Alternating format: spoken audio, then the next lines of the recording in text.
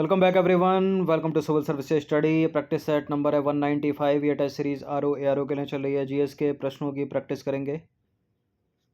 देखिए, R O की प्रारंभिक परीक्षा में दो एग्ज़ाम होते हैं।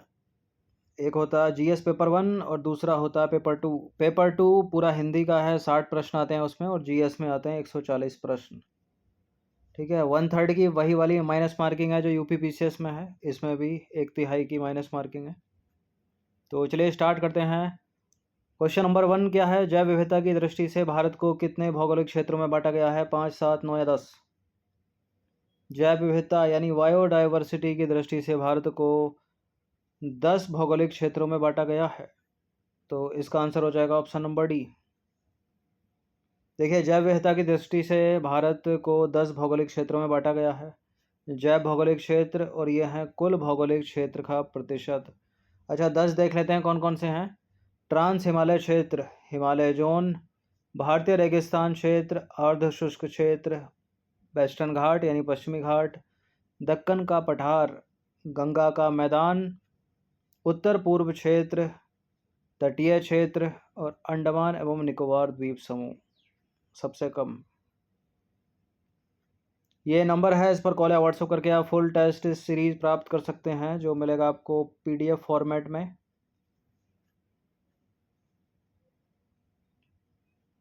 क्वेश्चन नंबर 2 पर आ जाइए। समन्वित निर्देशित प्रक्षेपास्त्र विकास कार्यक्रम के अंतर्गत विकसित मिसाइल प्रणाली में कौन शामिल नहीं है?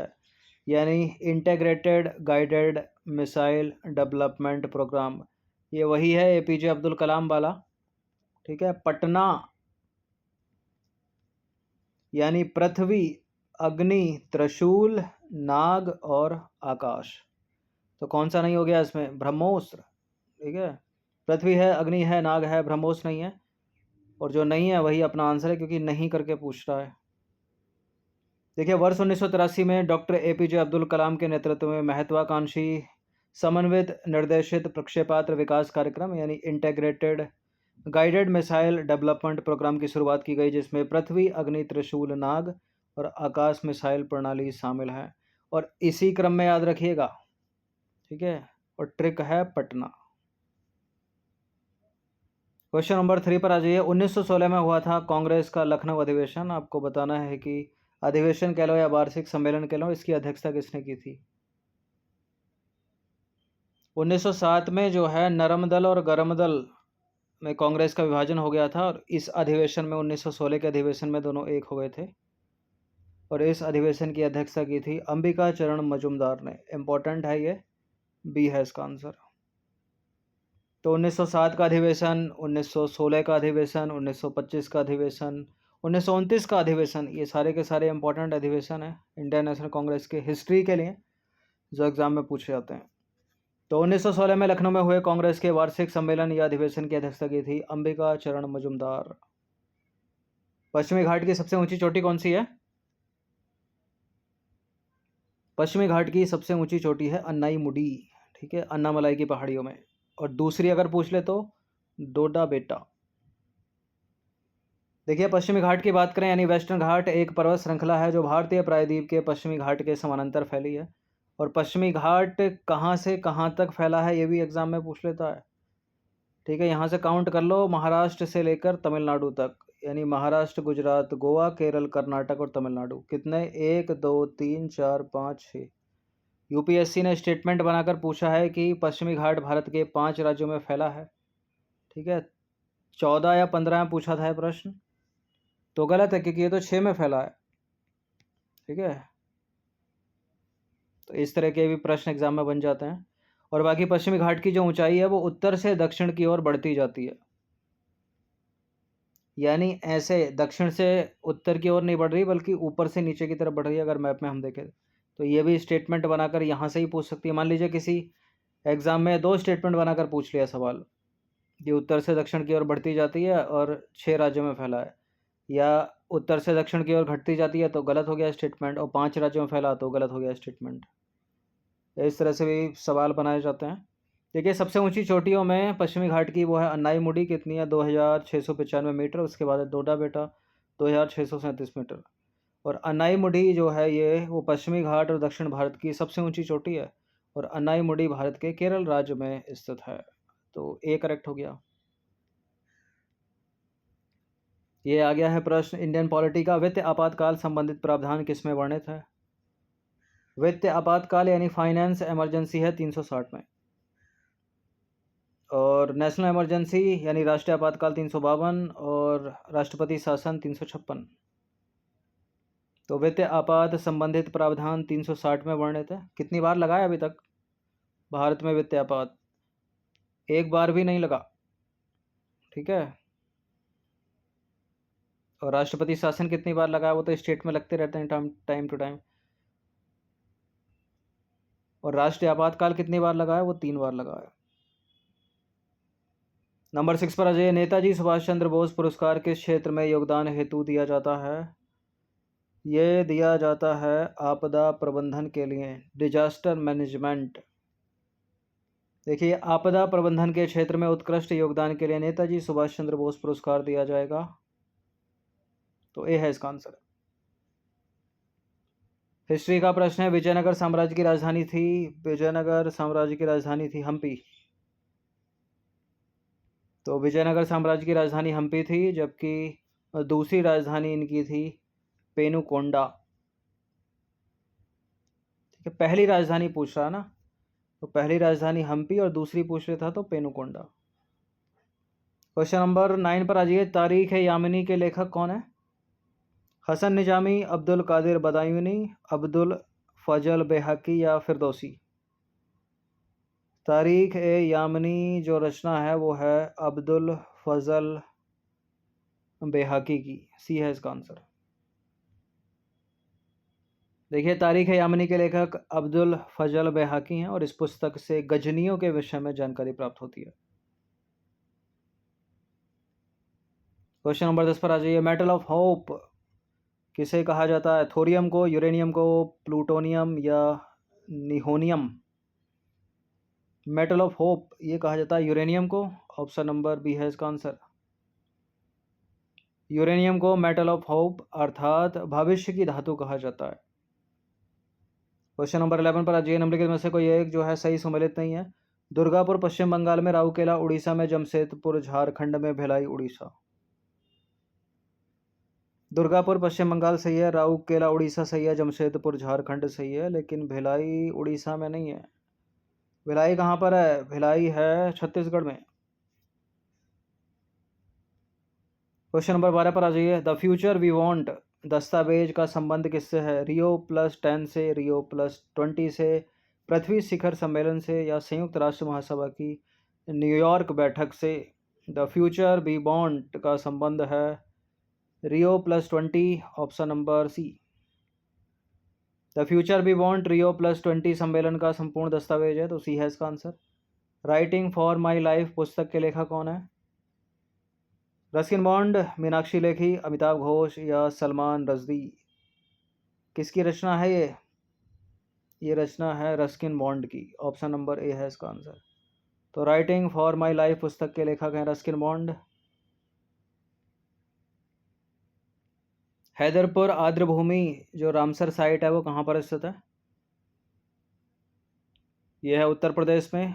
बी है इसका आंसर। हैदरपुर आर्द्रभूमि रामसर साइट पश्चिमी उत्तर प्रदेश के हस्तिनापुर वन्यजीव अभयारण्य की सीमाओं में स्थित है, तो बी है इसका आंसर। डायलिसिस का संबंध किससे है निम्नलिखित में से? लिवर से, आंखों से, ब्रेन से या किडनी से? बताइए। डायलिसिस संबंधित है ब्रक यानी किडनी से। डी है इसका आंसर। देखिए, डायलिसिस का संबंध जो है वो ब्रक से है यानी किडनी से है। डायलिसिस एक ऐसा उपचार है जब मानव ब्रक की विफलता जो है अंतिम चरणों में पहुंच जाती है, यानी जो उसकी किडनी है वो फेलियर, ठीक है, एक तरह से किडनी फेलियर। और किडनी की विफलता में आपके या मानव ब्रक जो है वो नियमित शरीर के जो कामकाज है वो नहीं करता। अच्छा, जो डायलिसिस है वो मानव शरीर को निम्न तरीकों से संतुलित रखता है। कैसे? शरीर से विषाक्त पदार्थों, अपशिष्ट नमक और अतिरिक्त पानी को निकालकर, पोटेशियम, सोडियम और बाइकार्बोनेट जैसे कुछ रसायनों के संतुलन को बनाए रखकर, और ब्लड प्रेशर को नियंत्रित रखकर। ठीक है, डायलिसिस की प्रोसेस किडनी के लिए, मानव शरीर के लिए। क्वेश्चन नंबर 16 पर आ जाइए। 2 स्टेटमेंट वाला प्रश्न है और इनकरेक्ट स्टेटमेंट की खोज करनी है। ग्रीन हाउस प्रभाव के कारण वायुमंडल तो गर्म हो जाता है लेकिन पृथ्वी की सतह गर्म नहीं होती। और दूसरा स्टेटमेंट है, ग्रीन हाउस गैसें पृथ्वी से उत्सर्जित दीर्घ तरंग विकिरण को अवशोषित करके पुनः पृथ्वी की ओर उत्सर्जित करती हैं। देखिए, पहला वाला स्टेटमेंट गलत है, दूसरा वाला करेक्ट है। ग्रीन हाउस प्रभाव के कारण वायुमंडल भी गर्म होता है और पृथ्वी की सतह भी गर्म होती है। तो इनकरेक्ट स्टेटमेंट अपने को खोजना है, तो केवल ए इनकरेक्ट है और दूसरा वाला करेक्ट है। ग्रीन हाउस प्रभाव प्राकृतिक रूप से होने वाली परिघटना है जिसके कारण पृथ्वी की सतह और वायुमंडल दोनों गर्म होते हैं। यदि ग्रीन हाउस प्रभाव नहीं होता तो आज पृथ्वी का औसत तापमान 15 डिग्री सेंटीग्रेड रहने के बजाय ठंडा होकर 18 डिग्री सेंटीग्रेड रहता। ग्रीन हाउस गैस पृथ्वी द्वारा उत्सर्जित दीर्घ तरंग विकिरण यानी अवरक्त विकिरण को अवशोषित करती है और पुनः पृथ्वी की ओर भेज देती है। यह जो चक्र है वो अनेकों बार होता रहता है और इस प्रकार पृथ्वी की सतह और निम्नतर वायुमंडल गर्म होता रहता है। ओजोन परत की मोटाई मापने की यूनिट बहुत पूछा गया एग्जाम में। प्रश्न आसान सा प्रश्न है, डॉप्सन में मापी जाती है। वायुमंडल के निचले भाग से लेकर शिखर तक के वायु स्तंभ या कॉलम में ओजोन की मोटाई डॉप्सन यूनिट में मापी जाती है। क्वेश्चन नंबर 18 पर आ जाइए। हमारी आंख का कौन सा भाग परावैंगनी वी विकिरण का अवशोषण करता है? ठीक है, परावैंगनी और उसमें भी परावैंगनी वी। रेटिना, कॉर्निया, आइरिस या सारे के सारे? ये कॉर्निया है, बी है। तो हमारी आंख का जो कॉर्निया है इसको बोलते हैं हिंदी में स्वच्छ मंडल, कॉर्निया ही याद रखना। परावैंगनी वी यानी यूवी वी विकिरण का अवशोषण करता है और इसकी उच्च मात्रा के कारण कॉर्निया का शोध हो जाता है जिसे हिम अंधता यानी स्नो ब्लाइंडनेस या मोतियाबिंद आदि कहा जाता है। क्वेश्चन नंबर 19 पर आ जाइए। ओजोन परत के क्षय के कारण परावैंगनी किरण या किरणें पृथ्वी पर रहने वाले जीवों पर कौन सा या से प्रभाव डालेंगे या डालेगी? त्वचा कैंसर हो जाएगा, सजीवों के डीएनए और प्रोटीन को भंग कर देगी यूवी या परावैंगनी किरणें। बिल्कुल ये दोनों कर सकती हैं, करेक्ट हैं दोनों के दोनों, सी है इसका आंसर। तो परावैंगनी या यूवी किरणों का मानव अन्य जानवरों और पौधों पर बेहद हानिकारक प्रभाव पड़ता है। यह त्वचा कैंसर का कारण बन सकता है, मोतियाबिंद पैदा करके आंखों को नुकसान पहुंचा सकता है, शरीर की रोगों के प्रतिरोध को कम करके प्रतिरक्षा प्रणाली को भी नुकसान पहुंचा सकता है। क्वेश्चन नंबर 20 पर आ जाइए। ओजोन परत को नुकसान पहुंचाने के लिए निम्नलिखित में से कौन सी गैस जिम्मेदार है? ओजोन परत के लिए पूछ रहा है, अगर यही चीज़ पूछ लेता ग्रीन हाउस प्रभाव के लिए तो उत्तर हो जाता कार्बन डाइऑक्साइड, सबसे महत्वपूर्ण गैस। लेकिन ओजोन परत के क्षरण के लिए पूछ रहा तो यह है क्लोरोफ्लोरोकार्बन यानी CFC। तो डी है इसका आंसर। देखिए, समताप मंडल यानी स्ट्रेटोस्फीयर में ओजोन के उत्पादन और अपक्षय निम्नीकरण में संतुलन होना चाहिए, लेकिन वर्तमान में जो है क्लोरोफ्लोरोकार्बन यानी CFCs के द्वारा ओजोन निम्नीकरण बढ़ जाने से इसका संतुलन बिगड़ गया है और वायुमंडल के निचले भाग में उत्सर्जित क्लोरोफ्लोरोकार्बन ऊपर की ओर उठता है और ये समताप मंडल में पहुंचता है तथा समताप मंडल में परावैंगनी किरणें उस पर कार्य करती हैं और समताप मंडल में जो भी क्लोरोफ्लोरोकार्बन जुड़ते हैं उनका ओजोन स्तर पर स्थायी और सतत प्रभाव पड़ता है। तो ओजोन क्षरण के लिए है क्लोरोफ्लोरोकार्बन। ग्रीन हाउस गैस सबसे ज़्यादा बढ़ा रहा है ग्रीन हाउस इफेक्ट को, वो है कार्बन डाइऑक्साइड। तो 20 प्रश्न थे, इनकी प्रैक्टिस 1 से 2 बार कर सकते हो आप। फुल टेस्ट PDF सीरीज़ आप प्राप्त कर सकते हैं, नंबर इस पर कॉल या व्हाट्सएप करके। धन्यवाद, हर दिन प्रैक्टिस करते रहिए।